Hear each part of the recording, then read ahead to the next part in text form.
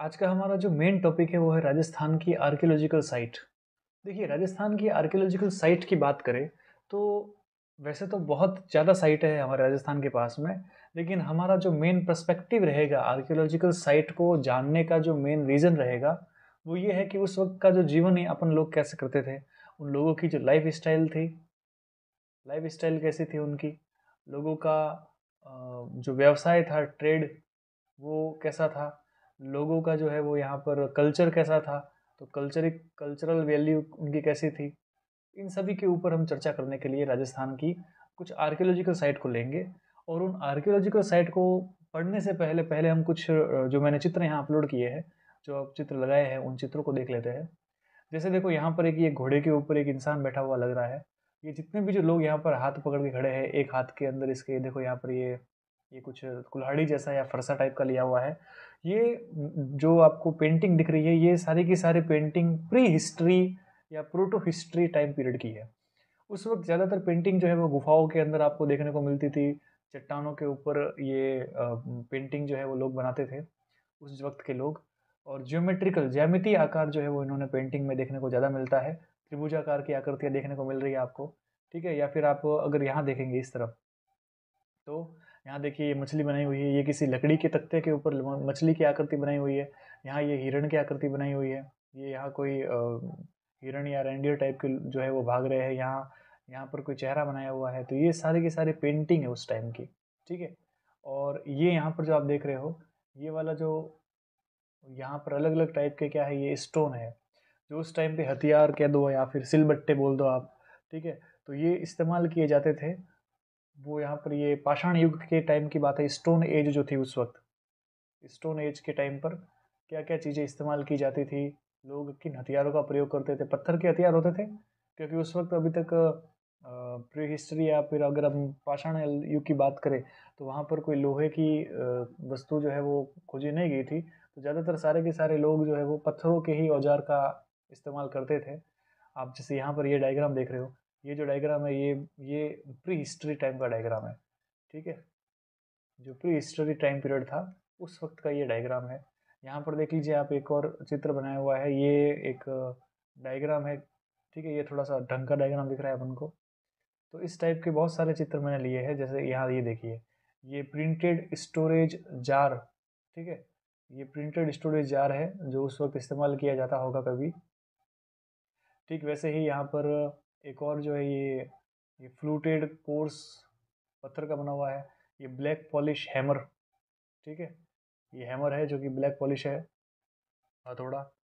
और ये यक्षिणी की जो मूर्तियाँ हैं जो हमको आपके कालीबंगा के अंदर मिली है, तो ये यक्षिणी की मूर्तियाँ देख लो आप। ठीक है, ये नेकलेस देख लीजिए, इस टाइप के नेकलेस उस वक्त इस्तेमाल किए जाते थे। ठीक है। तो ये बहुत सारे हमने यहाँ कुछ चित्र लिए हैं जिससे आप समझ सको कि आर्कियोलॉजिकल साइट में हम क्या पढ़ने वाले हैं। राजस्थान की अगर आर्कियोलॉजिकल साइट देखें तो यहाँ देखो पैलियोलिथिकल साइट के बारे में कुछ वर्णन किया हुआ है। यहाँ पर देखो, यहाँ राजस्थान है, यहाँ जायल लिखा हुआ है, यहाँ लूणी लिखा हुआ है। ठीक है। इस तरफ जो है वो ये आपके डुवाना लिखा हुआ है, ये बूढ़ा पुष्कर लिखा हुआ है। तो ये सारे आर्कियोलॉजिकल साइट है। आज भी जो है वो यहाँ पर आप आर्कियोलॉजिकल साइट में देख सकते हैं कि किस टाइप की जीवन शैली रही होगी। हमारा मेन पर्सपेक्टिव पूरे इंडिया को लेकर के नहीं है, हम सिर्फ और सिर्फ राजस्थान की बात करेंगे। इतने रीजन की हम बात करेंगे। देखो, राजस्थान के अंदर अगर आप देखो तो ज़्यादातर जो अरावली रीजन है, यहाँ अरावली रीजन जो है, ये अरावली वाला रीजन पूरा का पूरा। और नीचे की तरफ आप देखोगे तो ये हाड़ौती की पठार, ये वाला जो रीजन है, इस वाले रीजन के अंदर आर्कियोलॉजिकल हम साइट देखते हैं। और एक इस वाले रीजन के अंदर हम ज़्यादातर जो है वो आर्कियोलॉजिकल साइट को देखते हैं। तो हम हमारा जो टॉपिक है आज का वो चालू करते हैं। और हमारा टॉपिक रहने वाला है अभी आज राजस्थान के पुरातात्विक स्थल। अब मुद्दा ये है कि मैं इसको बिल्कुल नोट्स के अकॉर्डिंग बात कर रहा हूँ। मतलब जिस हिसाब से कोई व्यक्ति नोट्स पढ़ता है या कोई इंसान, सोचो वीडियो देख करके अगर नोट्स बनाना चाहे तो वो बिल्कुल नोट्स बना सकता है।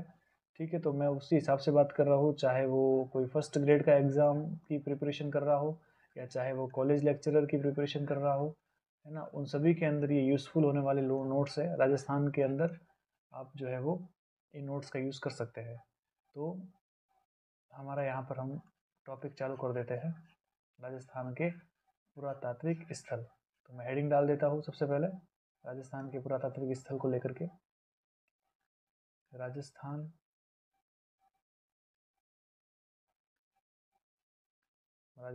के पुरातात्विक स्थल। अब राजस्थान के पुरातात्विक स्थल में हम पढ़ने क्या वाले हैं, देखो हम यहाँ सीक्वेंस वाइज पढ़ेंगे।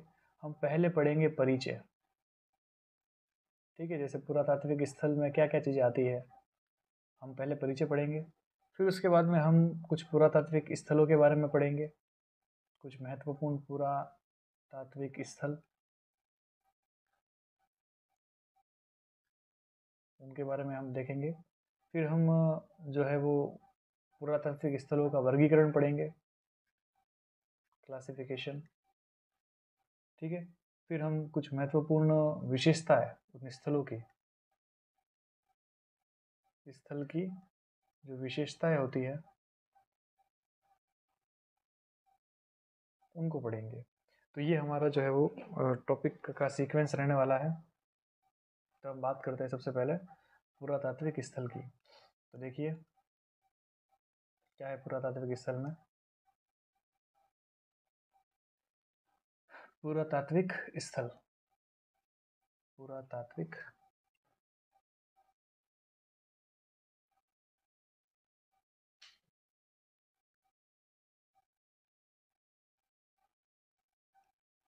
स्थल। इतिहास की बात करें हम, देखो हिस्ट्री जो होता है ना, इतिहास के मुख्य रूप से 3 भाग है। राइट, स्केल आज पूरा ये थोड़ा नीचे की तरफ जा रही है। हम बात कर रहे हैं इतिहास की।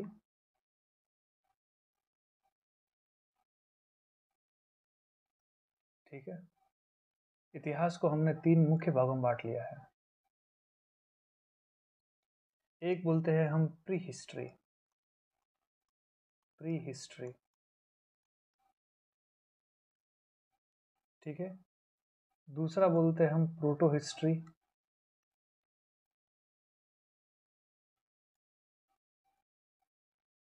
और थर्ड नंबर पर है अभी हिस्ट्री। प्री हिस्ट्री का मतलब होता है हिंदी में प्राक इतिहास या प्राक ऐतिहासिक।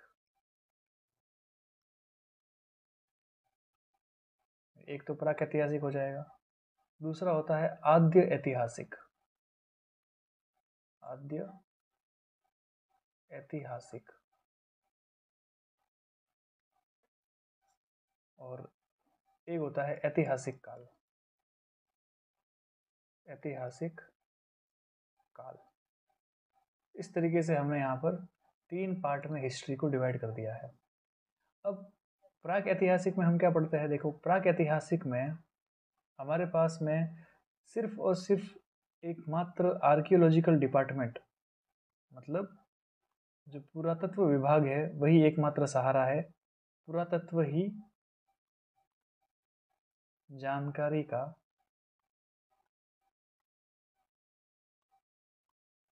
स्रोत होता है, ठीक है। प्रोटो हिस्ट्री जो है इसके अंदर हमारे पास में देखो पुरातत्व तो है ही है, पुरातत्व से प्राप्त जानकारी होती है हमारे पास में, पुरातत्व जानकारी होती है, ठीक है। और ऐतिहासिक काल जो है इसके अंदर हमारे पास में क्या होता है, हमारे पास में इससे जुड़ा हुआ साहित्य, लिटरेचर मिल जाता है, ठीक है। हमारे पास में पुरातत्व भी मिलता है। तो इस तरीके से हमने यहाँ पर 3 पार्ट में डिवाइड कर दी है पूरी हिस्ट्री को, प्री हिस्ट्री, प्रोटो हिस्ट्री और हिस्ट्री। अब देखिए प्री हिस्ट्री जो है, इस प्री हिस्ट्री के अंदर हमने यहाँ वापस इसको 2 पार्ट में डिवाइड कर दिया। कितने पार्ट में डिवाइड किया हमने इसको, 2 पार्ट में डिवाइड किया है। एक हम बोलते हैं पाषाण काल, मतलब स्टोन एज। जो स्टोन एज होती है स्टोन एज मतलब पाषाण काल, ठीक है। पत्थरों का युग था ये, भाटे ठोकते थे एक दूसरे को। और एक है ताम्र पाषाण काल, मतलब यहाँ पर जो है वो तांबा खोजा जा चुका था और स्टोन एज का एंड था, तो दोनों साथ वाला युग था यहाँ, ताम्र पाषाण काल, ठीक है। ये हो जाएगा। अब पाषाण काल जो है, देखिए पाषाण काल जो है, इसी पाषाण काल को हम फिर से आगे की तरफ डिवाइड करते हैं। तो पाषाण काल को हमने फिर से क्या कर दिया, डिवाइड किया 3 पार्ट में। एक बोलते हैं हम पूरा पाषाण काल, पूरा पाषाण काल, ठीक है। एक बोलेंगे हम मध्य पाषाण काल, और एक होता है जिसको बोलते हैं नव पाषाण काल,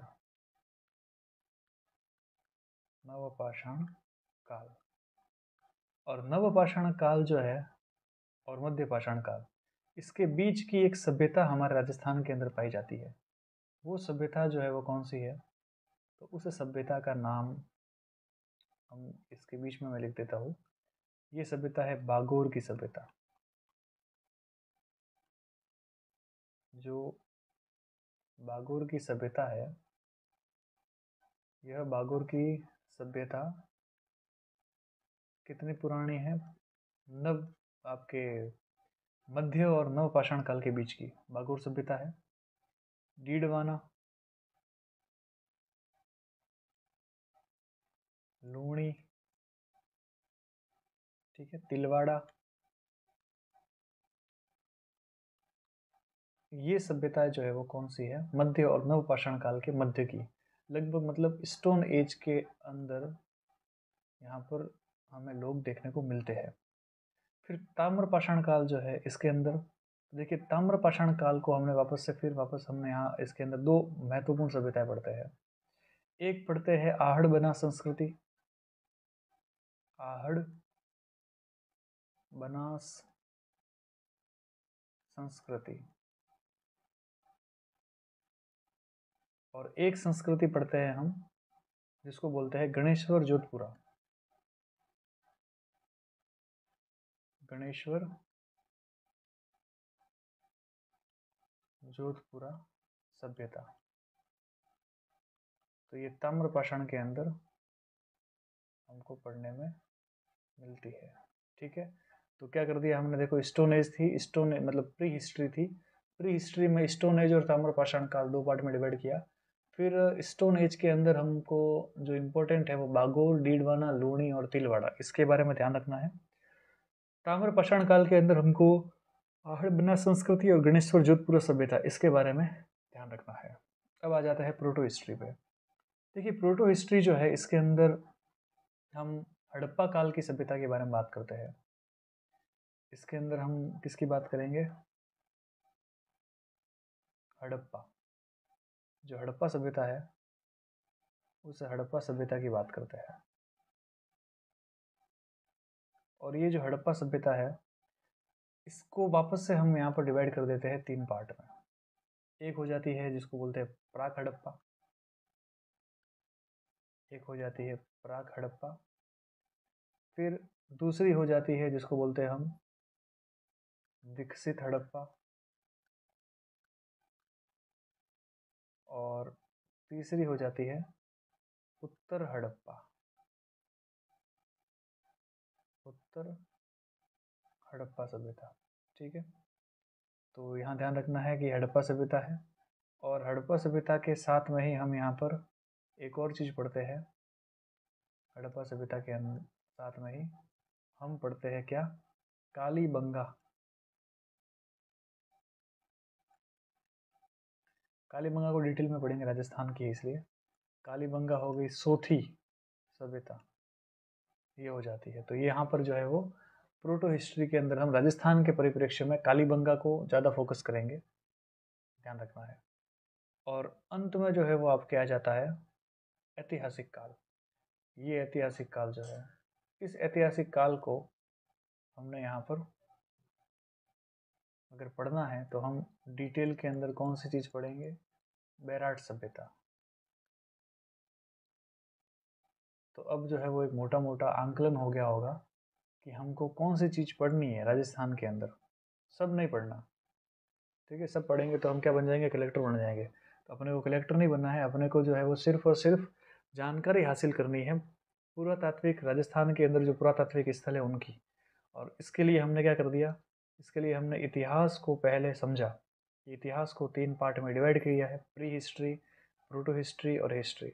और फिर इसके अंदर हमने यहाँ पर पता किया कि स्टोन एज कब आती है, ठीक है? फिर ब्रॉन्ज एज कब आती है, उसके अंदर बागुर सभ्यता जो है वो किस में आती है, तो बागुर सभ्यता किसके अंदर पढ़ेंगे हम। डीडवाना सभ्यता किस में पढ़ेंगे, लूणी सभ्यता किस में पढ़ते हैं, तिलवाड़ा सभ्यता किस में पढ़ते हैं। फिर ताम्रपाषाण काल की बात करें तो आहड़ सभ्यता का ये भाग है। गणेश्वर जोधपुरा सभ्यता जो है वो इसके अंदर आती है। फिर कालीबंगा जो सभ्यता है, ये कालीबंगा हो गई, ये किस में आती है, तो ये प्रोटो हिस्ट्री वाले टाइम पीरियड में आती है। और बेराट सभ्यता जो है वो हिस्ट्री वाले टाइम पीरियड में आती है। फिर हिस्ट्री बोलते किसको है? जिसमें हमको लिखी हुई चीज़ें, साहित्यिक चीज़ें हमको मिले, कहीं पे कोई किताब विताब किसने लिखी हुई है उसके बारे में, उस नगर के बारे में जानकारी हमको मिल रही है, वो साहित्यिक जानकारी होती है। पुरातत्व मतलब कहीं पे कुछ पत्थर वत्थर है या कुछ किले बने हुए हैं, कुछ मॉन्यूमेंट्स बना हुआ है, कुछ मूर्ति मिल गई, ये सब पुरातात्विक स्थल के बारे में बात करेंगे हम। तो ये चीज़ें हो जाती है पुरातात्विक और एक हो जाती है साहित्यिक, ठीक है? अब हम डेफिनेशन की बात करते हैं कि परिभाषा क्या है। तो सबसे पहले हम देखते हैं क्या परिभाषा होती है।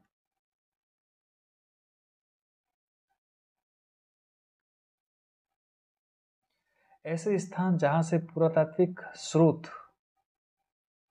ऐसे स्थान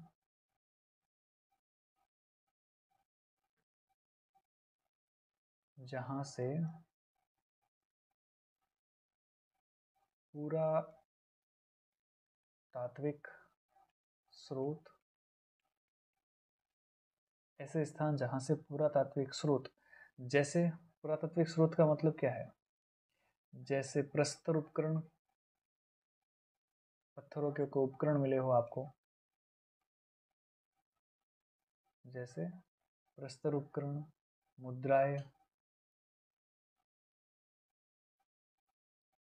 ठीक है, स्मारक, भवन, अभिलेख,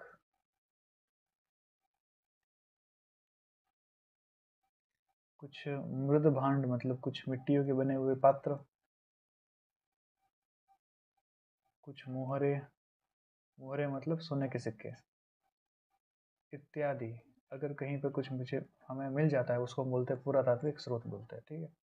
तो ऐसे स्थान जहाँ पुरातात्विक स्रोत प्राप्त हुए हैं,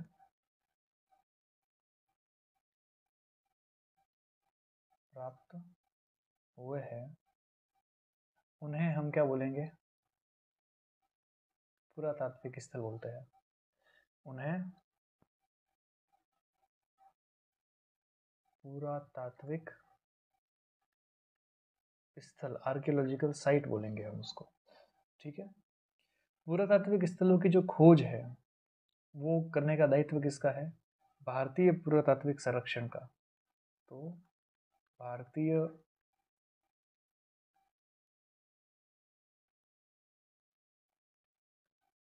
पुरातात्विक सर्वेक्षण, archaeological survey of India, ASI, ठीक है? इसकी स्थापना, इसकी स्थापना जो है वो कब हुई थी?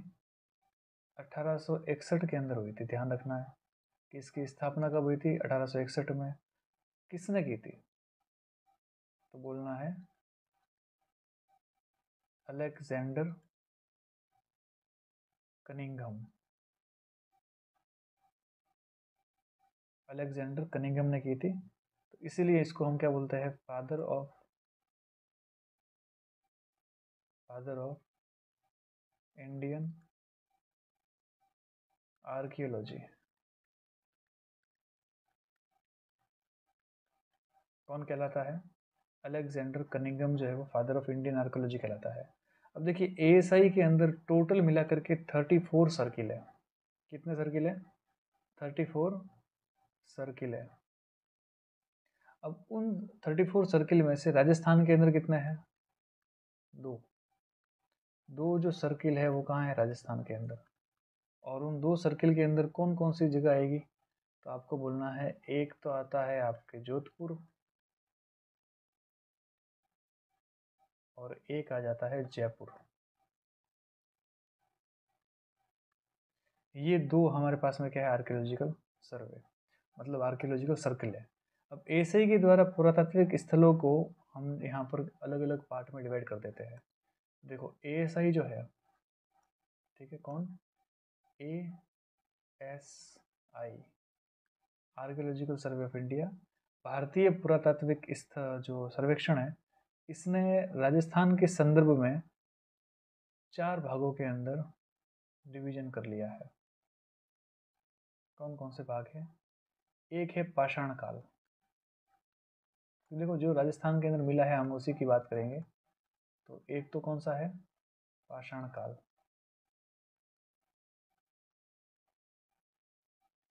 फिर उसके बाद में एक हो जाएगा ताम्र पाषाण काल। ताम्र पाषाण काल।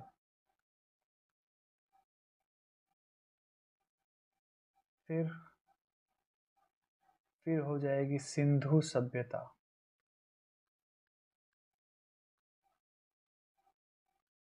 सिंधु सभ्यता। और हो जाता है लोह सभ्यता। लोह युगीन सभ्यता। ठीक है। सिंधु सभ्यता में हम क्या पढ़ते हैं? कालीबंगा के बारे में। जो कालीबंगा सभ्यता है वो सिंधु सभ्यता में आती है, जो कि कांस्य युगीन सभ्यता थी। क्या थी? कांस्य युगीन सभ्यता थी।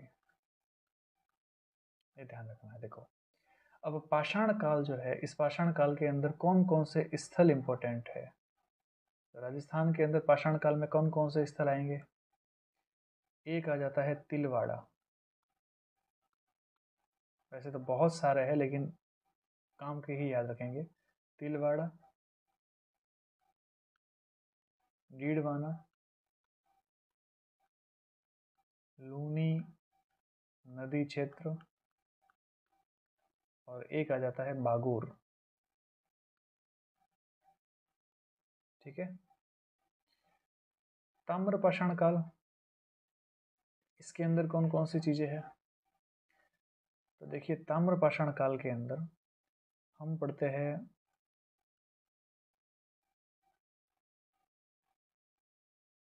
आहड़ बनास संस्कृति। ठीक है। आहड़ बनास संस्कृति में मुख्य स्थल जो है वो तो आहड़ है। फिर उसके बाद में गिलुंड, बालाथल और गणेश्वर जोधपुरा। ये इंपॉर्टेंट हो जाता है। ठीक है। और गणेश्वर जोधपुरा के अलावा हम कहेंगे भीलवाड़ा और ओझियाण।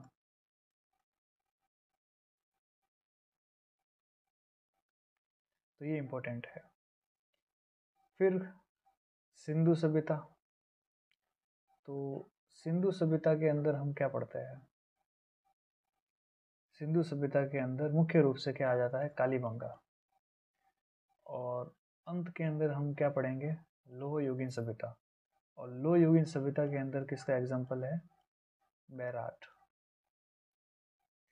तो ये एक टाइम पीरियड है, तो ध्यान रखना है। जो ताम्रपाषाण काल है, ताम्रपाषाण काल का जो टाइम पीरियड है वो टाइम पीरियड लगभग लगभग 4000 बीसी से लेकर के और 1500 BC तक जो टाइम पीरियड था वो किसका टाइम पीरियड था? ताम्र पाषाण काल का। देखो कहा जाता है कि जो महाभारत है ना, महाभारत 5000 साल पहले हुई थी। तो अगर 5000 साल पहले हुई थी तो वो लगभग ताम्र पाषाण युग के आसपास का ही समय काल था। तो इस हिसाब से हम अंदाजा लगा सकते हैं कि महाभारत ताम्र पाषाण काल के आसपास में हुई थी। तो ये क्लासिफिकेशन, ये जो वर्गीकरण हमने दिया है, ये एएसआई के द्वारा दिया गया वर्गीकरण है, जो किसके संदर्भ में है? जो राजस्थान के संदर्भ में है। राजस्थान के संदर्भ में जो मुख्य स्थल है वो हमने यहाँ पर बात कर ली है कि कौन कौन से इसमें मुख्य स्थल पाए जाएंगे। अब इसके आगे हम बात करते हैं कि जो यहाँ पर अगर आप सबसे पहले पाषाण काल की बात करें, देखो यहाँ पर मैं लिख देता हूँ सबसे पहले पाषाण काल। तो अगर हम पाषाण काल की बात करते हैं,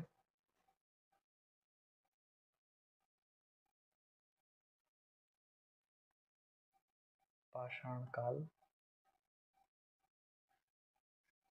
तो पाषाण काल के अंदर हमने अभी जस्ट बात की थी कि हमने कितने पार्ट में डिवाइड कर दिया था इसको। एक किया था हमने पूरा पाषाण काल,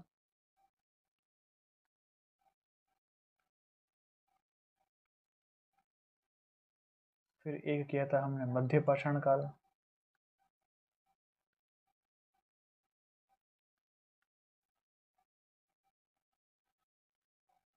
और एक किया था हमने नव पाषाण काल।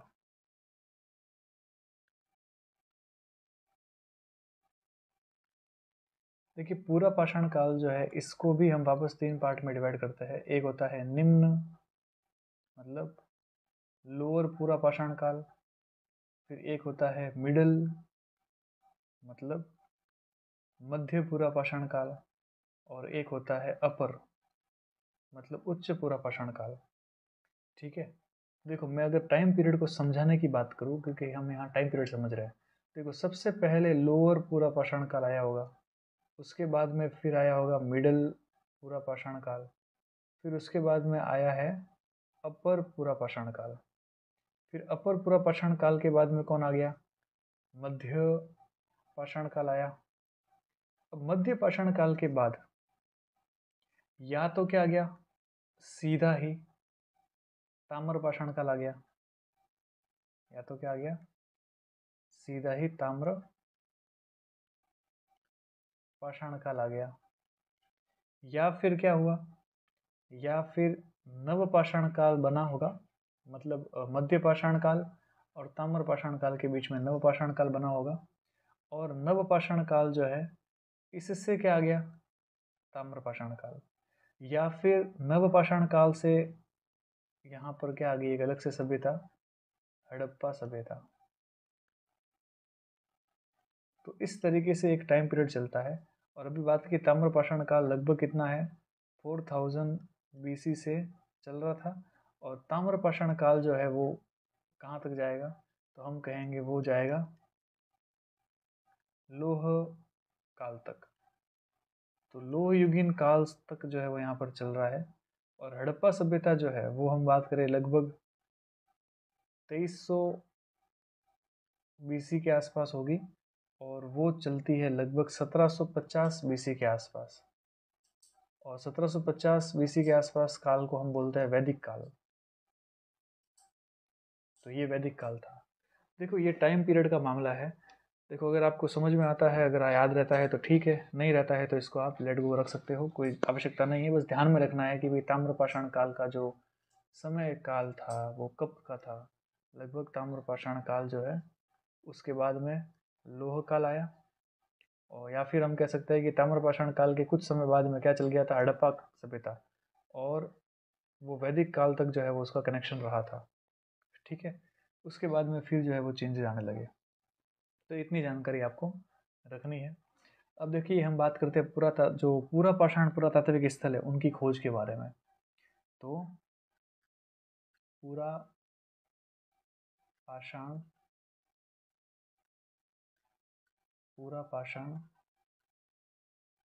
पुरातत्व स्थल,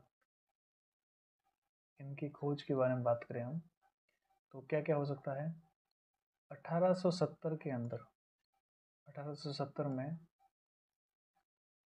सी ए हैकेट, 1870 के अंदर सी ए हैकेट जो था, उन्होंने जयपुर के अंदर और इंद्रगढ़, इंद्रगढ़ कहाँ पे है, कोटा के अंदर, तो वहाँ पर जो है वो यहाँ आपके एशुलियन प्रकार के प्रस्तर खोजे थे। मतलब वहाँ पर आपको जैसे आपके हैंड एक्स होती है, ठीक है, हैंड एक्स होती है या फिर क्लीपर्स होते हैं, ठीक है, उनकी खोज की थी। तो ये सी ए हैकेट के नाम में आपको याद रखना है सबसे पहले। उसके बाद में क्या हुआ, 1870 के बाद मतलब 1870 टू 71, इस टाइम पीरियड के अंदर जो कार्लाइल था, इस टाइम पीरियड में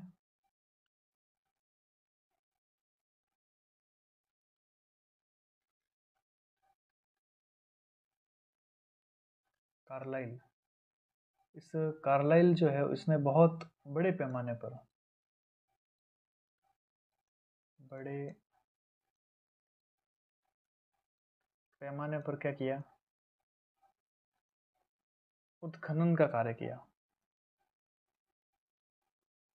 एक्सकेवेशन का काम किया था। एक्सकेवेशन का काम जो है वो कार्लाइल ने बहुत ज़्यादा बड़े पैमाने पर किया था। देखो तो एक तो याद रखना है सी ए हैकेट, एक याद रखना है कार्लाइल। सी ए हैकेट जो है उसने जयपुर और इंद्रगढ़ के अंदर खोज की थी, और कार्लाइल ने जो है वो एक्सकेवेशन का काम किया था। अब कुछ लोगों के योगदान के बारे में पढ़ लेते हैं कि देखो यहाँ पूरा पाषाण खोज के अंदर योगदान जो है वो काफ़ी लोगों का था। तो किन किन का योगदान था, पॉइंट वाइज बात करते हैं। सेटनकर जो था, सेटनकार, उसने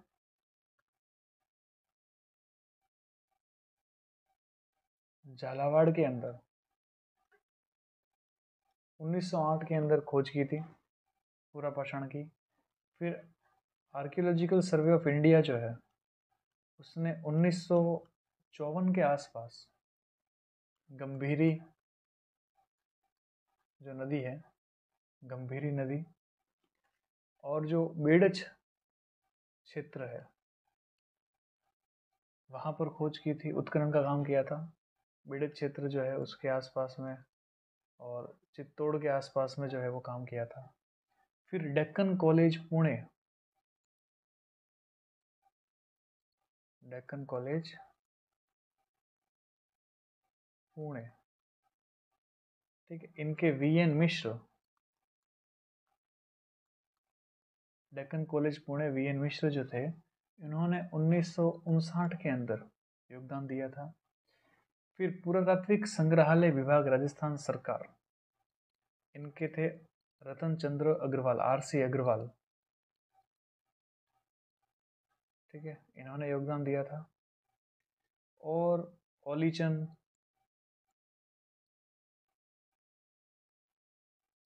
ओलीचंद गाउडी,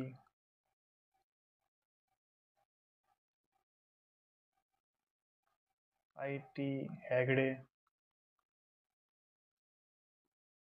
इन्होंने बूढ़ा पुष्कर, जैसलमेर,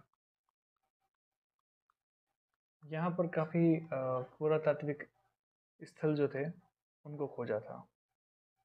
तो ये सारे कुछ इम्पोर्टेंट लोग थे जिनके बारे में आपको ध्यान रखना है। बाकी देखिए, आपने जो हमने अभी बात की थी पुरातात्विक स्थलों की, जैसे हमने यहाँ पर ये पूरा पाषाण काल की बात की थी। पूरा पाषाण काल के अंदर जो निम्न या लोअर पूरा पाषाण काल जो था, इसमें हम क्या क्या चीज़ें थोड़े पढ़ते हैं। तो देखिए इसके अंदर हम पढ़ते हैं डीडवाना के बारे में, ठीक है, डीडवाना हो गया, डीडवाना, जायल, डीडवाना जायल, ठीक है। और हो गया जैसे सिंधी तालाब अमरपुरा, सिंधी सही से लिख देते हैं, सिंधी तालाब अमरपुरा।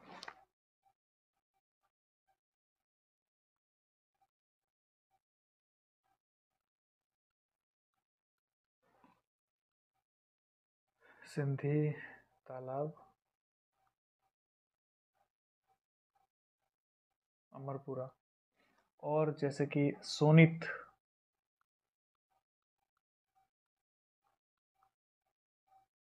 सोनित चित्तौड़,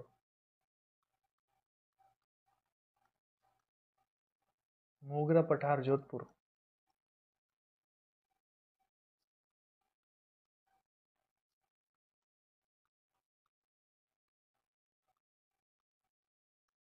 ये सब के सब क्या थे? लोअर। ये थे निम्न पूरा पाषाण। अब हम बात करते हैं मिडिल पूरा पाषाण। जो इम्पोर्टेंट स्थल है बस हम तो उसको नाम लिख रहे हैं। अब यहाँ पर हम बात कर रहे हैं किसकी? मिडिल पूरा पाषाण की। तो मिडिल पूरा पाषाण में क्या क्या है देखो, होकरा और बड़ी कहानी। एक तो क्या है, होकरा,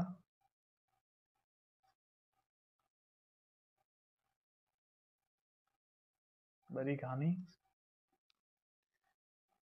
फिर डीडवाना भी जो है वो मिडिल में आ जाता है, फिर जैसलमेर, ठीक है, लूणी नदी क्षेत्र, लूणी नदी क्षेत्र, और बेड़ज घाटी।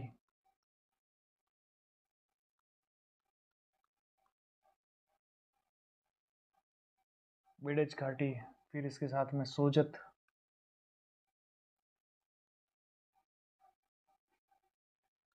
फिर तिलवाड़ा,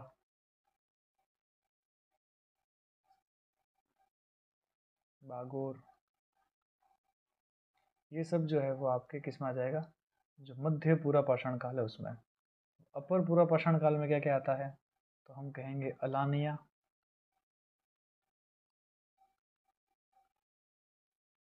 अलानिया कोटा, और आता है बूढ़ा पुष्कर,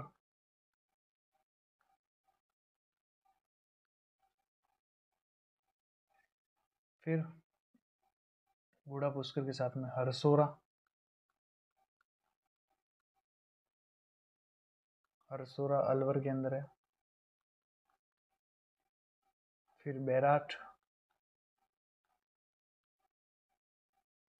चंबल नदी घाटी,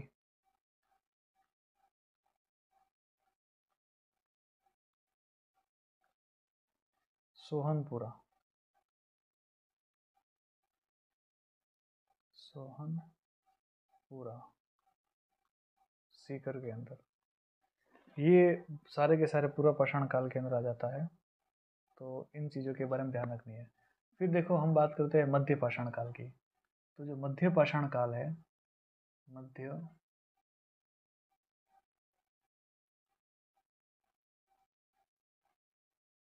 मध्य पाषाण काल,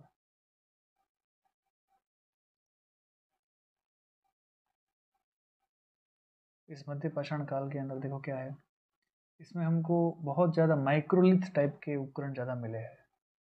कैसे उपकरण मिले हैं? माइक्रोलिथ मतलब सूक्ष्म उपकरण, सूक्ष्म हथियार बोल दो, उपकरण बोल दो, ये हमको ज़्यादा मिले हैं मध्य पाषाण काल में।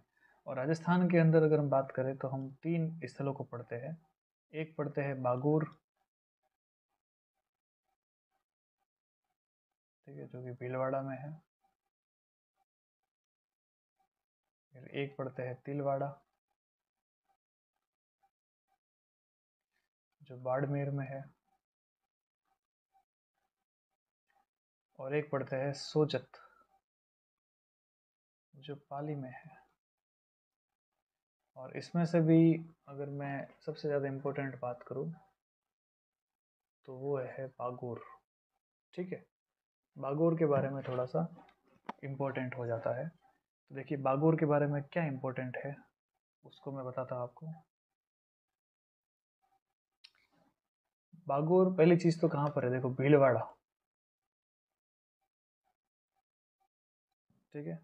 भीलवाड़ा में ये जो नदी है कोठारी नदी,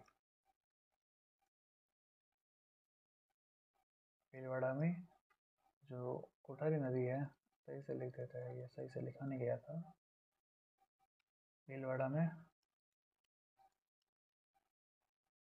कोठारी नदी, इस नदी के किनारे पर, ठीक है ना, हमको मिलती है ये सभ्यता। देखो महासती के टीले पर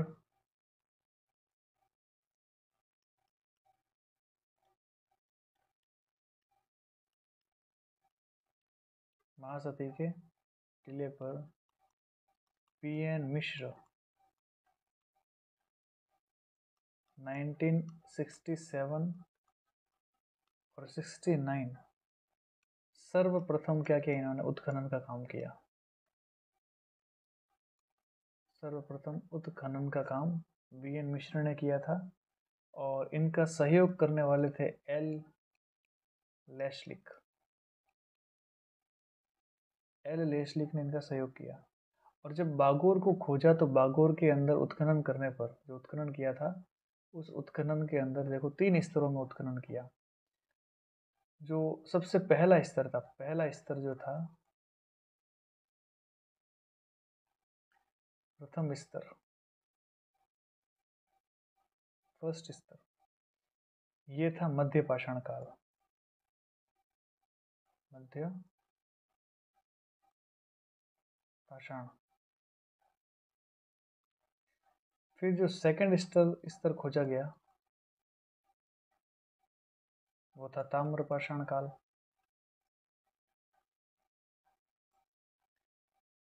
और जो थर्ड स्तर खोजा गया वो था लोहकालीन। मतलब कहने का मतलब ये है कि जो बागोर सभ्यता है उसमें तीनों ही प्रकार के हमको काल देखने को मिलते हैं। जैसे मैं बात करूं मध्य पाषाण काल की, तो मध्य पाषाण काल के अंदर हमको क्या क्या देखने को मिलेगा, तो हमको पशुओं के कंकाल देखने को मिलते हैं। क्या मिले हमको, पशुओं के कंकाल, ठीक है। कसाई खाना मिला हमको, मतलब उस वक्त कसाई खाने वगैरह सब कुछ चलते थे, कसाई खाना मिला हमको। पशुओं के बाड़े मिले, पशु बाड़े मिले हमको। और हम क्या कहेंगे कि हमको 14 प्रकार के, 14 प्रकार के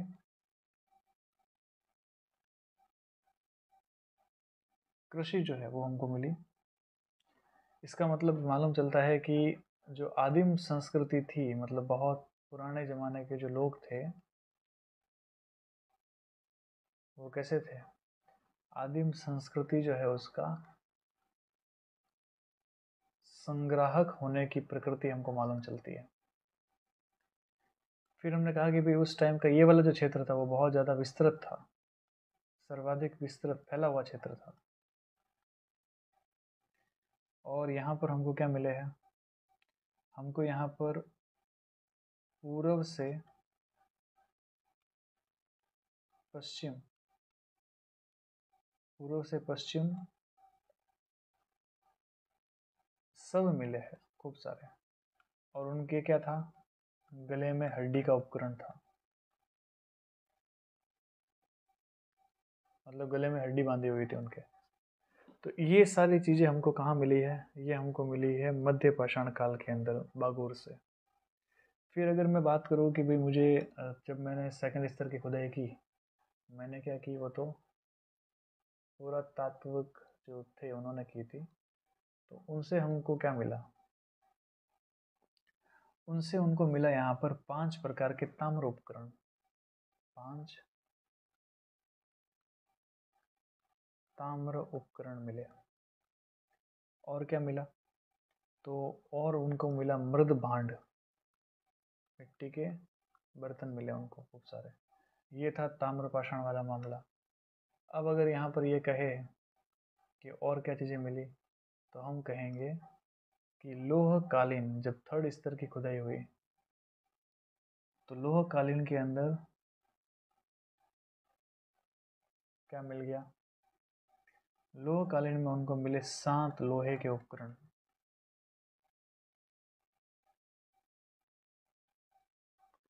7 लोह उपकरण मिले। और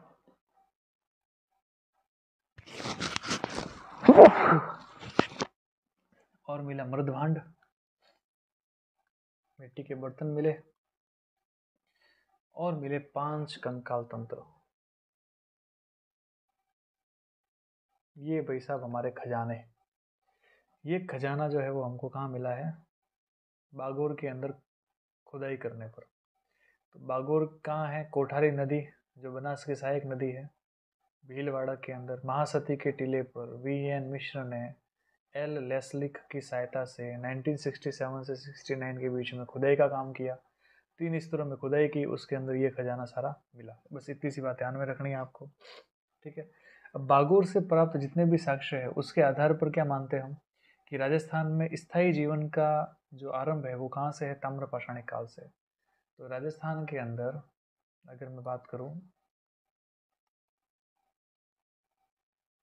तो राजस्थान में स्थायी जीवन, देखिए ये जो हम पढ़ रहे हैं ना, ये पुरातात्विक जो थे उन्होंने उनके द्वारा दी गई धारणाएं हैं, जो उनको जो मिला है उसके आधार पर उन्होंने बोला है। तो राजस्थान के अंदर स्थायी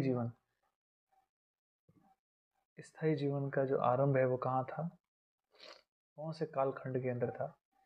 तो उन्होंने कहा कि भाई ताम्र पाषाण काल जो था, ताम्र पाषाण काल, उस वक्त जो है वो यहाँ पर स्थायी जीवन चालू हो गया था। ये जानकारी दिमाग में रखनी है, ठीक है।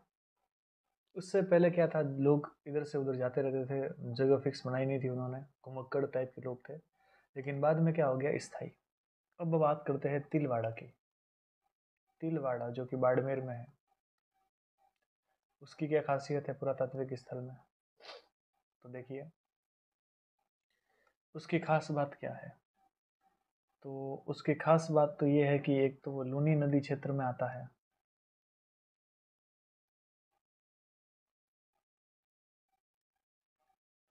ठीक है। बालोतरा वाला जो भाग है, बालोतरा, उसके अंदर आता है। यहाँ पर वी.एन. मिश्र ने, वही वी.एन. मिश्र जिसने बागोर की सभ्यता खोजी थी, उसी वी.एन. मिश्र ने 1967 से 69 के आसपास तिलवाड़ा के अंदर क्या क्या खोजा? उन्होंने स्लेटी लाल मर्द भांड खोजे। स्लेटी लाल मर्द भांड ये खोजे। उन्होंने सिलबट्टे खोजे, ठीक है, पत्थर के बने हुए। उन्होंने मानवों की और पशुओं की अस्थियां देखी खूब सारी, मानव की व पशु की अस्थियां, हड्डियां देखी उन्होंने। अग्निकुंड देखे उन्होंने खूब सारे, अग्निकुंड देखे। फिर उन्होंने 5 आवास स्थल देखे, रहने की जगह, 5 आवास स्थल देखे। और उन्होंने कहा कि भैया उस वक्त पशुपालन हुआ करता था, तो उनको पशुपालन के क्या मिले? साक्ष्य मिले। ये सारी जानकारी जो है वो किसने बताई? ये जानकारी बताई हमको वी.एन. मिश्र ने तिलवाड़ा के संबंध में। तो इतनी जानकारी आपको बागोर और तिलवाड़ा, ये दोनों ही जो है वो पाषाण युगीन सभ्यताएं है, तो इनके बारे में आपको ध्यान रखना है। अब हम बात करते हैं अगली सभ्यता जो ताम्र पाषाण कालीन सभ्यता है, उसके बारे में बात करते हैं कि ताम्र पाषाण कालीन सभ्यताओं में क्या था। तो देखिए ताम्र पाषाण कालीन सभ्यता क्या है। तो ताम्र पाषाण पुरातात्विक स्थल, ताम्र पाषाण पुरातात्विक स्थल में क्या क्या चीजें हैं? ये लगभग 4000 BC से, मैं बार बार क्यों लिख रहा हूँ क्योंकि इम्पोर्टेंट है, पूछा हुआ सवाल है। 1500 BC के आसपास में जो कालखंड था वो कालखंड ताम्रपाषाण स्थल का है, ठीक है। हड़प्पा से पहले से लेकर के और वैदिक सभ्यता तक जो है वो इसका काल रहा था। तो हम कह सकते हैं कि ये टाइम पीरियड कब का है? टाइम पीरियड है ये हड़प्पा, हड़प्पा से पहले चालू हो गया था, हड़प्पा जो है वो 2500 के आसपास चालू हुआ था। तो हड़प्पा से पहले आरंभ हुआ और लगभग ये वैदिक काल तक रहा था।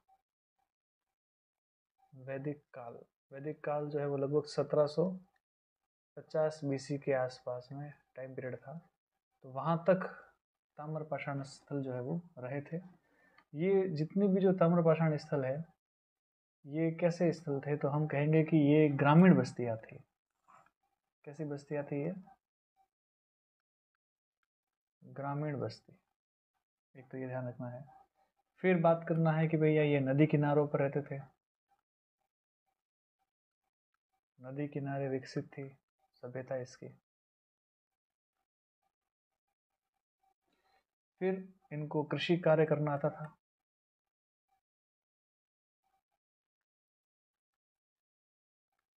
इनको पशु पालने आते थे। यहाँ पशुपालन जो है वो देखने को मिल जाता है। यहाँ चौक से, मतलब चौक नहीं, जो चाक होता है गोल गोल, है ना, जिससे कुम्हार जो है वो घड़ा बनाता है, तो चाक से मृद भांड बनाए जाते थे।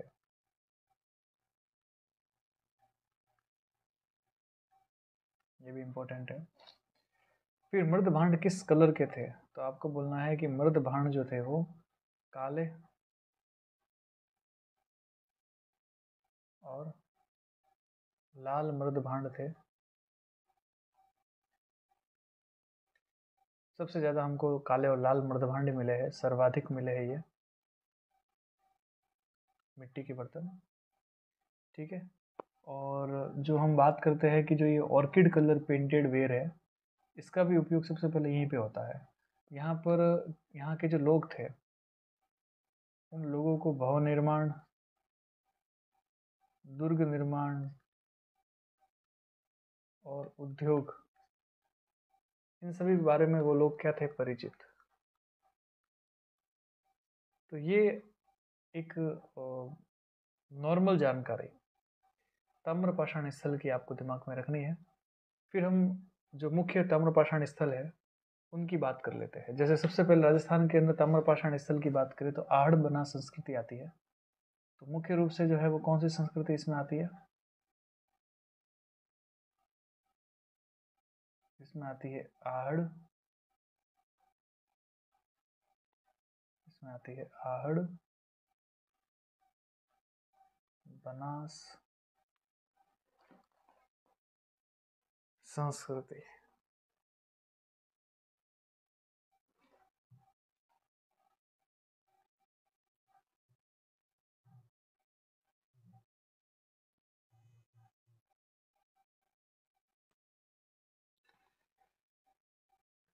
तो आहड़ बनास संस्कृति के अंदर हम अभी बात करेंगे। तो देखिए, पहले हम बात कर लेते हैं कि आहड़ बनास संस्कृति के अंदर हम पढ़ेंगे क्या। तो बात करते हैं, देखो सर्वाधिक जो स्थान है वो बनास नदी क्षेत्र से प्राप्त हुआ है। जो आहड़ बनास संस्कृति के अंदर सबसे ज्यादा स्थान कहाँ से प्राप्त हुए हैं?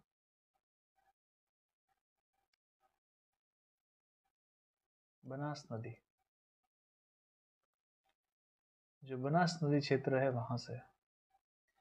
तो बनास नदी क्षेत्र से हमको सबसे ज़्यादा स्थान प्राप्त हुए हैं। और आरंभिक खोज, पहली खोज हमको कहाँ से मिली थी? आहड़ से। आहड़ जो है, आहड़ में आरंभिक क्या हुई? आरंभिक, अरे क्या है, लिखा नहीं जा रहा सही से। आरंभ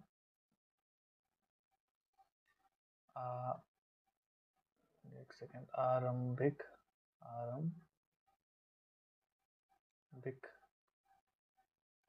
खोज हुई थी। तो सबसे ज़्यादा बनास नदी क्षेत्र जो है वहाँ पर ये हमको स्थल मिले हैं। और आरंभिक खोज आहड़ नदी में हुई थी, मतलब आहड़ नामक जगह पर हुई थी। इसीलिए इस संस्कृति को हम क्या बोल देते हैं? आहड़ बनास संस्कृति। तो एक तो ये दिमाग में रखना है कि आहड़ बनास संस्कृति क्यों कहा? आहड़ बनास संस्कृति क्यों नाम दिया? क्योंकि पहली जगह कौन सी थी? आहड़। और सबसे ज़्यादा कौन सी नदी के आसपास में है? बनास के। तो ठीक है, अब आहड़ बनास संस्कृति में हम क्या क्या चीज़ें पढ़ते हैं? एक पढ़ते हैं हम, पहला तो आहड़ी पढ़ेंगे भाई, पहली खोज वही हुई थी। फिर दूसरा क्या पढ़ते हैं? गिलुंड। दूसरा पढ़ते हैं गिलुंड। फिर तीसरा क्या पढ़ते हैं? तीसरा पढ़ते हैं हम बालाथल। तीसरा पढ़ते हैं बालाथल। और चौथा जो है वो पढ़ते हैं ओझियाण।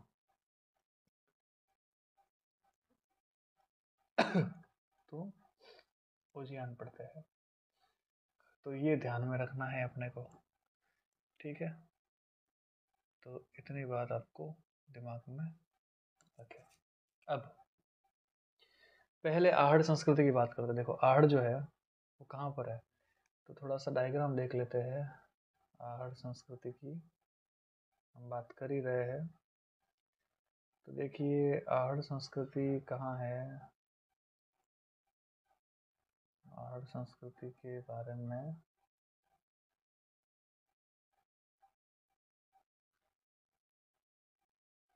चलिए, यहाँ शायद नहीं होगा, कोई बात नहीं,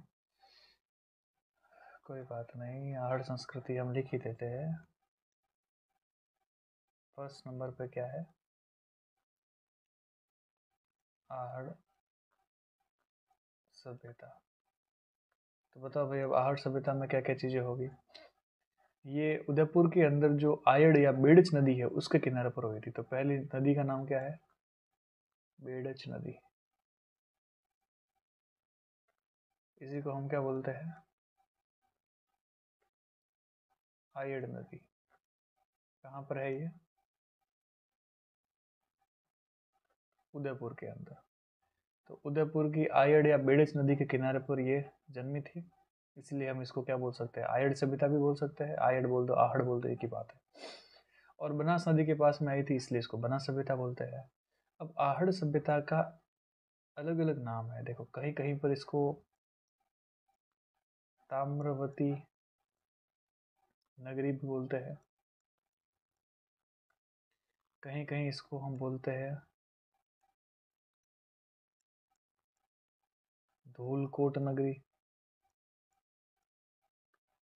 ठीक है? कहीं इसको बोलते हैं अघाटपुर नगरी। तो ये अलग अलग नाम है, ध्यान रखना है। इसके अंदर 8 स्तरों में खुदाई हुई थी। जब खोज हुई थी ना इसकी, तो 8 स्तरों में क्या हुई थी इसकी खुदाई। ये बात ध्यान रखनी है। फिर खोज किसने की थी? खोज करने वाले कौन थे? खोज करने वाले थे सबसे पहले 1953 में अक्षय कीर्ति व्यास। अक्षय कीर्ति व्यास, इन्होंने खोज की थी सबसे पहले। इन्होंने नेतृत्व में यहाँ पर खोज हुई थी, और इन्होंने कहा था कि यहाँ पर कोई सभ्यता हो सकती है। फिर उत्खनन का काम किसने किया था? एक्सकेवेशन का काम, खुदाई का काम किसने किया था? तो उत्खनन का काम 1956 में जो रतन चंद्र अग्रवाल है, आरसी अग्रवाल, उनके नेतृत्व में हुआ था। फिर 1956 के बाद में 1961 से लेकर के और 1972, ठीक है, उस टाइम में HD सांकलिया,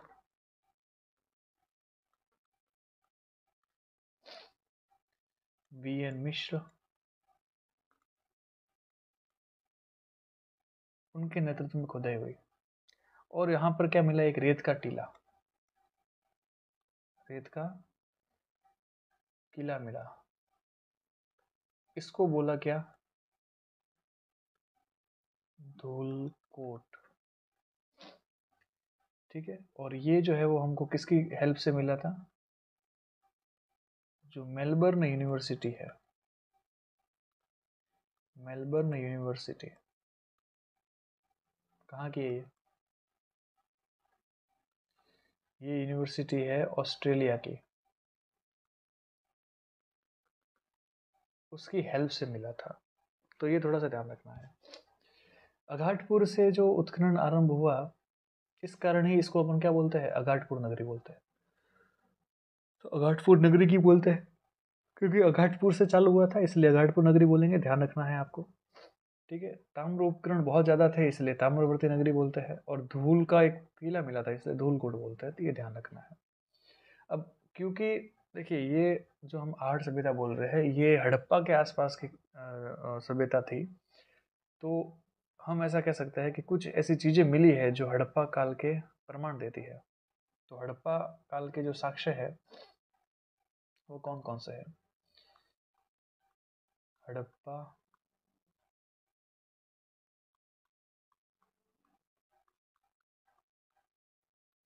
कालीन साक्ष्य कौन कौन से है भैया? हड़प्पा कालीन साक्ष्य तो हम कहेंगे कि देखो, एक तो बनासियन बुल,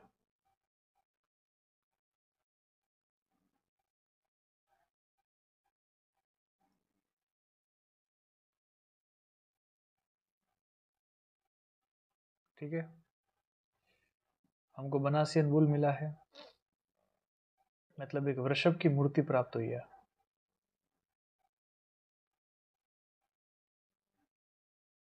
ये हड़प्पा के समय पर ज़्यादा मिलती थी, मतलब हड़प्पा जो रीजन था वहाँ ज़्यादा मिलती थी।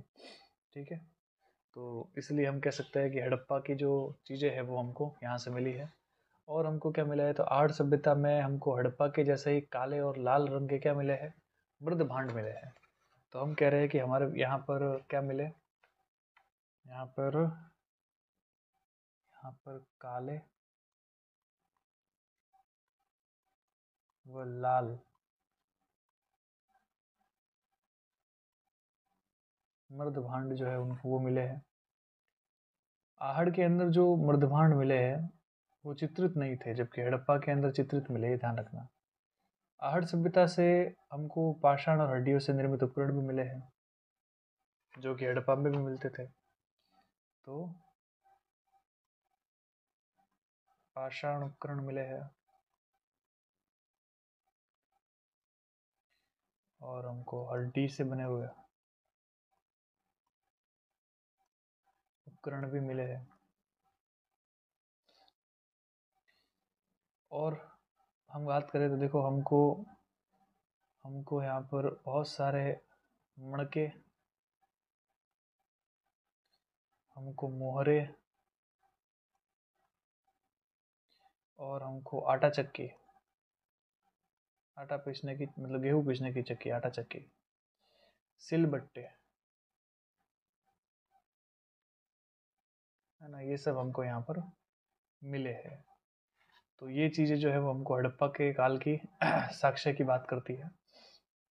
वैसे ही हमको यहाँ पर देखिए जो ताम्र पाषाण काल है, कौन सा काल है?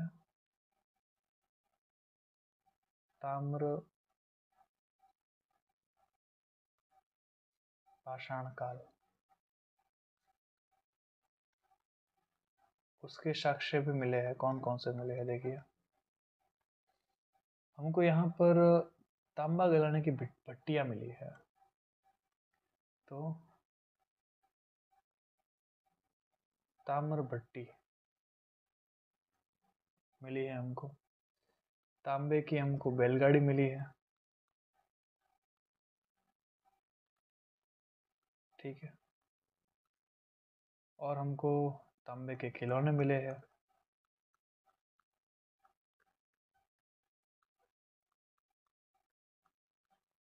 तांबे के खिलौने हमको मिले। और हमको क्या मिला? हमको दीपक मिले तांबे के, हमको कुल्हाड़ी मिली है तांबे की, हमको चूड़ियाँ मिली है तांबे की। तो ये सब मिली है। फिर हम कह रहे हैं कि देखो, ये जो सभ्यता थी, ये सभ्यता कैसी थी? तो आप कहोगे कि ये सभ्यता जो है वो ग्रामीण सभ्यता थी। कैसी सभ्यता थी? ग्रामीण सभ्यता। तो हम कह रहे हैं कि ये सभ्यता ग्रामीण सभ्यता थी। ठीक है, कृषि पर निर्भर थी। हमको यहाँ पर चावल की खेती के प्रमाण मिले हैं, गेहूँ, जौ, बाजरा, इन सभी की खेती के हमको क्या मिले हैं? प्रमाण मिले हैं। हमको अनाज के भंडार मिले हैं, अनाज के भंडार मिले हैं हमको। ठीक है गोरा और कोठा, ये अनाज के भंडार के लिए बनाए जाते थे। फिर हमको बहुत सारे घर है, उनके प्रमाण मिले हैं। कई घरों के अंदर हमको एक सेकेंड, क्या मिले हैं हमको?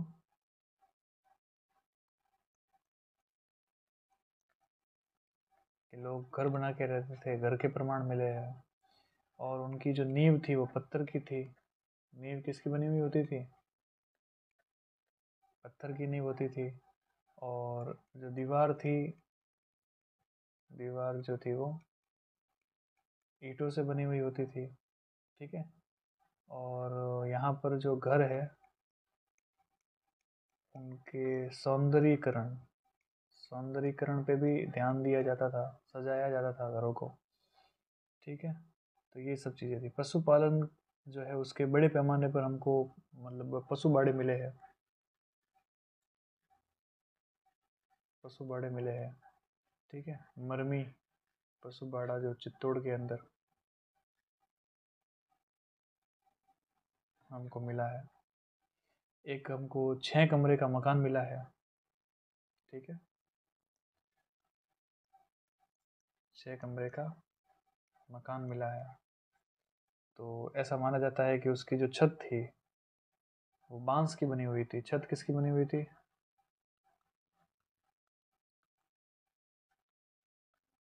बांस की बनी हुई थी। और प्रत्येक कमरे में क्या था? एक चूल्हा था। अब इससे क्या मालूम हो सकता है कि वहाँ पर वो एकल परिवार तो हम नहीं कह सकते, संयुक्त परिवार था वहाँ पे, लेकिन हर एक के घर में, हर एक के पास में चूल्हा था। और 6 ऐसी मुद्राएं मिली है जिसमें एक तरफ त्रिशूल है और दूसरी तरफ यूनान के देवता है। 6 मुद्राएं मिली है। ठीक है, जिसमें क्या है? एक तरफ तो क्या है? त्रिशूल, और एक तरफ क्या है? यूनानी देवता।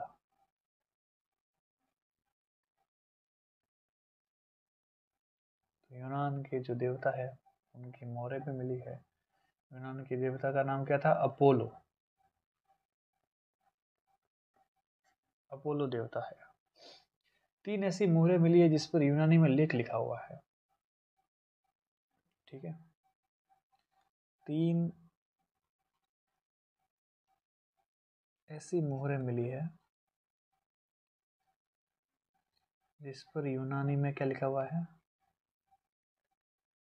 लेख। और क्या लिखा हुआ है? अब लिखा हुआ है विहितम पिस, पता नहीं क्या है ये। एक लिखा हुआ है पलितश, और एक लिखा हुआ है तातीय तोमसन। ठीक है, ये हमको यूनानी लेख आपको मोहरों के अंदर देखने को मिलते हैं। तो इन सभी साक्ष्य से ऐसा माना जाता है कि आहड़ जो है वो ताम्र पाषाण संस्कृति का क्या था? भाग था। तो ये कैसी संस्कृति थी? आहड़ संस्कृति कैसी संस्कृति थी? ताम्र पाषाण। ठीक है, अब अगली बात आती है गिलुंड की।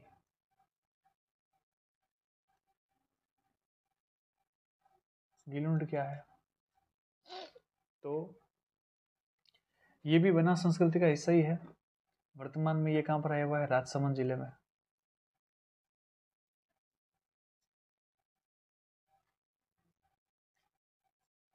राजसमंद जिला है ये। देखो यहाँ दो, यहाँ क्या हुआ है, यहाँ दो हम कह सकते हैं टीले हैं, दो टीले हैं, ठीक है। इन दो टीलों के ऊपर हमको ये चीज़ मिली है, तो इसको हम स्थानीय भाषा में मोड़िया मगरी बोलते हैं, मोड़िया मगरी।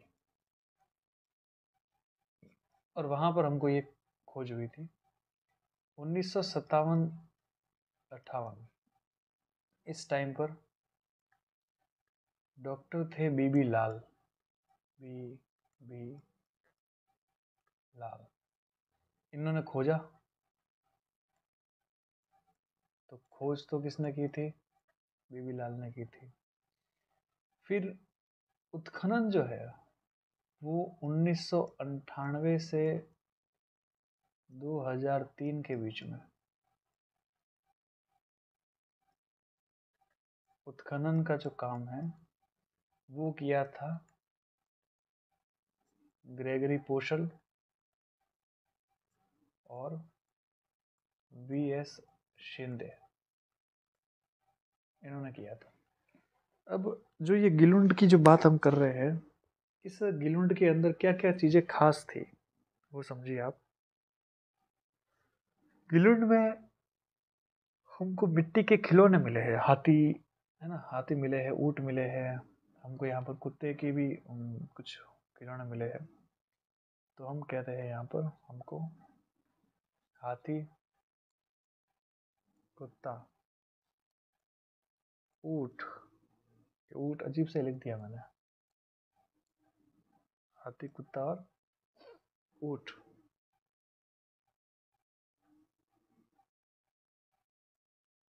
ऊँट, इसके खिलौने मिले हैं। ताम्र से निर्मित,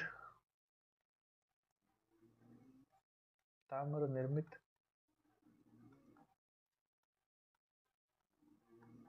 अस्त्र मिले हैं, और हमको हाथी दांत की सामग्री भी मिली है, हाथी दांत की सामग्री मिली है। हमको पत्थर की गोलियां मिली है, पत्थर की गोलियां मिली है। और हमको यहाँ पर पक्की ईंटों के घर मिले हैं, पक्की ईंटों के घर मिले हैं। और काले लाल हमको क्या मिले हैं, मृद भांड, मतलब मिट्टी के बर्तन, काले लाल मृद भांड मिले हैं, ठीक है। और इनमें से कुछ जो है वो क्या थे, कुछ थे चित्रित। तो ये चीज़ें आपको गिलुंड के अंदर याद रखनी है। और क्या देखिए, अब हम बात करते हैं बालाथल की।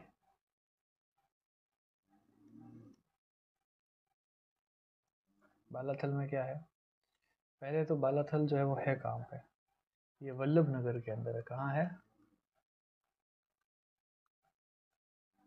वल्लभ नगर में। फिर इसकी खोज किसने की, देखिए इसकी खोज करने वाले थे, खोज, खोज किसने की है 1962 से 63 में, वीरेंद्र नाथ मिश्र, वी.एन. मिश्र ने की है।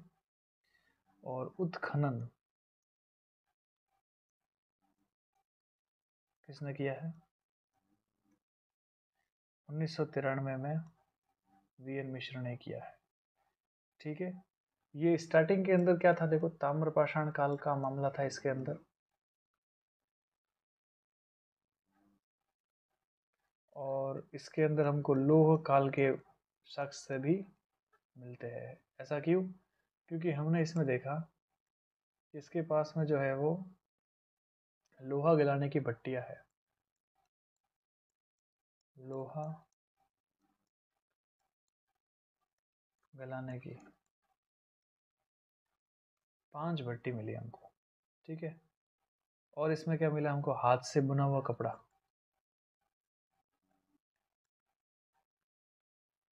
हाथ से बुना हुआ कपड़ा मिला। और 11 कमरों का हमको एक भवन मिला है, 11 कमरों का भवन मिला है। ठीक है, ये सारी चीज़ें मिली है। और हमको एक योगी की मुद्रा में कंकाल भी मिला है, योगी मुद्रा में कंकाल। और ये योगी मुद्रा में कंकाल मिला है, माना जाता है कि इसको कुष्ठ रोग था, कोढ़ी था ये। तो ये पूरी की पूरी बात जो है वो किसकी हो जाएगी, ये हो जाएगी बालाथल की। फिर बालाथल के बाद में हम जो है वो बात करते हैं ओजियाण की। ओजियाण के अंदर क्या क्या है देखिए, बात करते हैं ओजियाण।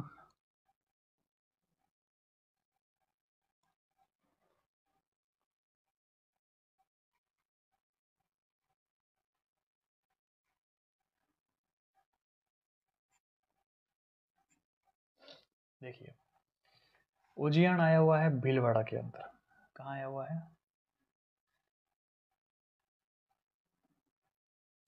भीलवाड़ा में। पहाड़ी क्षेत्र है, सिंपल सी बात है, आहड़ बना संस्कृति का हिस्सा है। खोज 1999 2000 के बीच में B.R. मीणा, इसके नेतृत्व में हुई थी ये। और यहाँ पर हमको चूड़ियाँ मिली है, तांबे की चूड़ियाँ मिली है। ठीक है, हमको गाय बैल, जो गाय बैल है उसकी सफ़ेद रंग की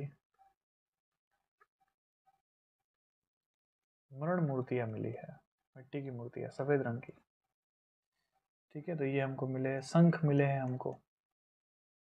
तो ये सब हो जाएगा, तो ये ओजियाण हो जाएगा। और एक अब हम लास्ट आहड़ बना संस्कृति की बात करते हैं, गणेश्वर।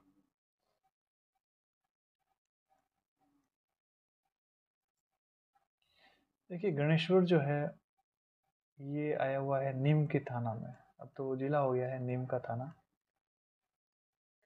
तो गणेश्वर सभ्यता नीम के थाना में है। नदी है कांतली, उसका किनारा।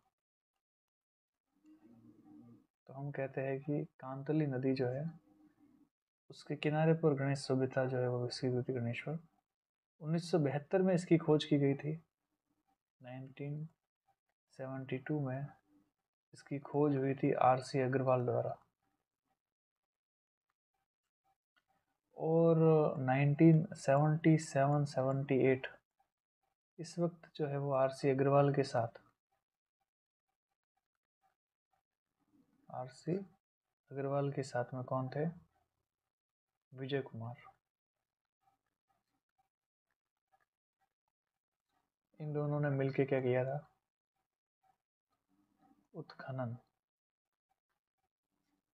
और यहाँ क्या हुई थी, स्टार्टिंग में 72 में खोज हुई थी। अब देखो, उत्खनन जब हमने किया, मतलब हमने क्या, विजय कुमार और अग्रवाल ने किया, तो उत्खनन के अंदर उनको टोटल मिला करके क्या मिले, उनको मिले खुद कितने स्तर, 3 स्तर। देखिए, जो प्रथम स्तर था,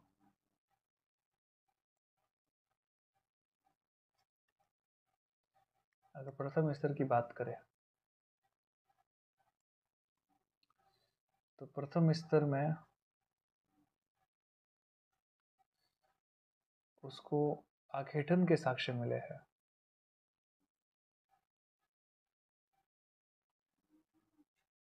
मृदभांड मिला है।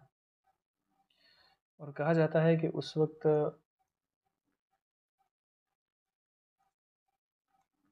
स्थायी जीवन नहीं था।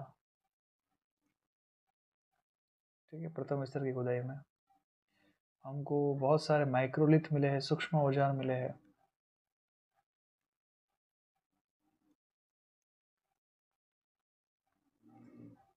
ठीक है, और पशुओं के साक्ष्य मिले हैं, पशु साक्ष्य मिले, ये हो जाएगा कौन सा स्थल, प्रथम स्तर हो जाएगा। अब बात करते हैं द्वितीय स्तर की।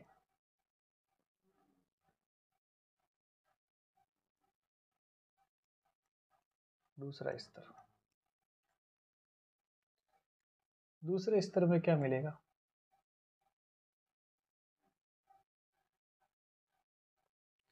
तो हम कहेंगे कि देखो यहाँ पर धात्विक प्रयोग के प्रमाण मिले हैं। पहली बात तो धात्विक प्रयोग के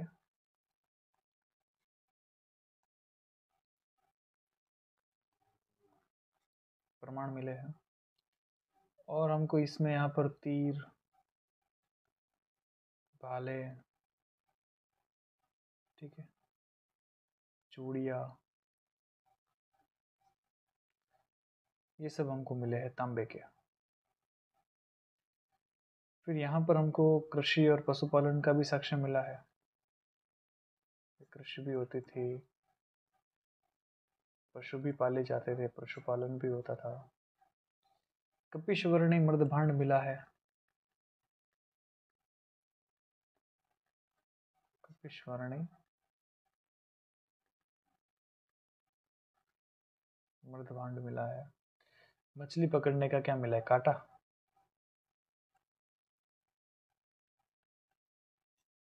मछली पकड़ने का कांटा मिला है। और झोपड़ियाँ मिली है खूब सारी, उनका आकार कैसा था? गोल, तो गोलाकार झोपड़ी मिली है हमको। तो ये सारी चीज़ें जो है वो हमको द्वितीय स्तर में मिली। और जब यहाँ पर तीसरा स्तर खोजा गया, क्या खोजा गया? तीसरा स्तर, तब कहा गया कि भैया तीसरा स्तर के अंदर हमको सबसे अधिक, सबसे ज्यादा ताम्र उपकरण मिले। तो ताम्र उपकरण की खोज उस वक्त हुई। इसीलिए देखो गणेश्वर जो सभ्यता है, गणेश्वर सभ्यता को हम पुरातत्व का पुष्कर कहते हैं। और क्या बोलते हैं? ताम्र युगीन सभ्यता की जननी, क्या बोलते हैं इसको? ताम्र युगीन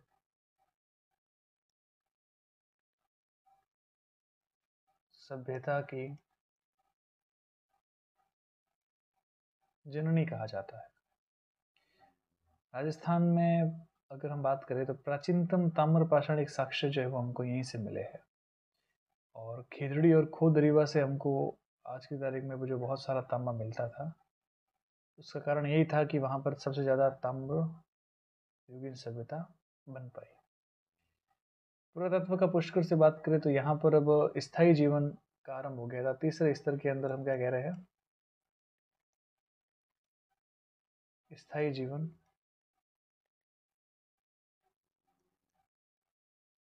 आरंभ हो चुका था। यहाँ पर हमको पत्थर के बांध भी देखने को मिले हैं। पत्थर के बांध, पानी रोका जाता था पत्थरों से। फिर मकान जो है, मकान, भवन, मकान जो है वो किसके बने होते थे? पत्थर से। ईंटे को इस्तेमाल नहीं होता था, पत्थर जो है वो यहाँ पर यूज में लिए जाते थे। तो ये पूरी की पूरी क्या हो जाएगी? ताम्रपाषाण। अब इसके बाद में आती है जोधपुरा। तो गणेश्वरा के बाद में क्या आती है? जोधपुरा।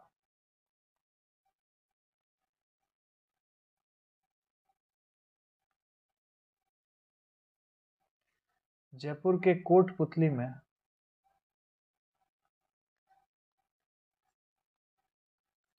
जयपुर के कोटपुतली, है ना, वहाँ पर एक नदी है जिसका नाम है साहिबी नदी। उसके किनारे पर हमको जोधपुरा सभ्यता मिलती है। 1972 से 1973 वहाँ एक आदमी हुआ था, आरसी अग्रवाल, और एक हुआ था विजय कुमार। तो आरसी अग्रवाल और विजय कुमार जो है उन्होंने खोज की, उत्खनन किया। फिर ये ताम्रपाषाण से संबंधित है। और अगर हम एज की बात करें, टाइम पीरियड की बात करें और परमाणु की बात करें तो लगभग ये गणेश्वर के समान ही है। यहाँ पर हमको चमकदार मृदभांड मिले हैं। किस टाइप के मृदभांड मिले हैं? चमकदार मृदभांड मिले हैं, ठीक है, जो मौर्य काल के आसपास के माने जाते हैं। और द्वितीय नगरीय क्रांति इसको बोलते हैं, द्वितीय नगरीय क्रांति।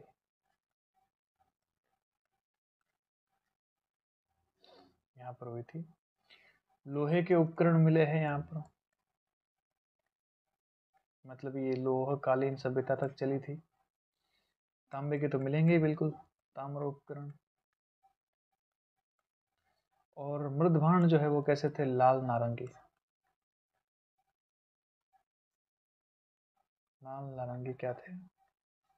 मृदभांड हमको यहाँ से मिले हैं। तो ये सारी की सारी क्या हो जाएगी? आहड़ बना संस्कृति की बातें हो जाएगी।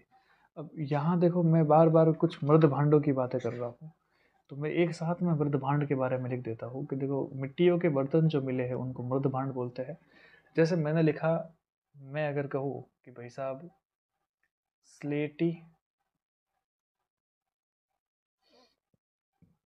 लाल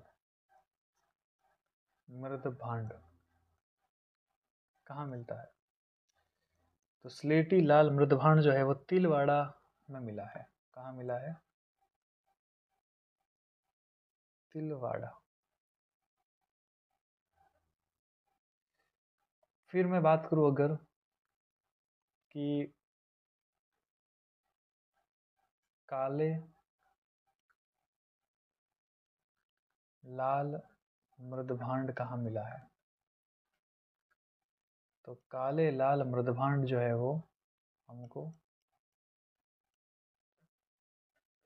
ताम्रपाषाण काल में मिला है। फिर बात करें हम कि लाल नारंगी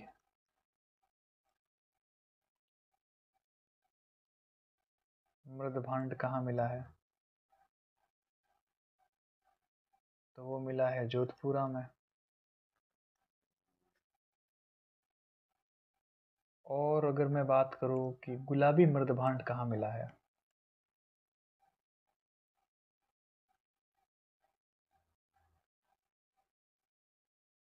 तो गुलाबी मृदभांड मिला है कालीबंगा के अंदर।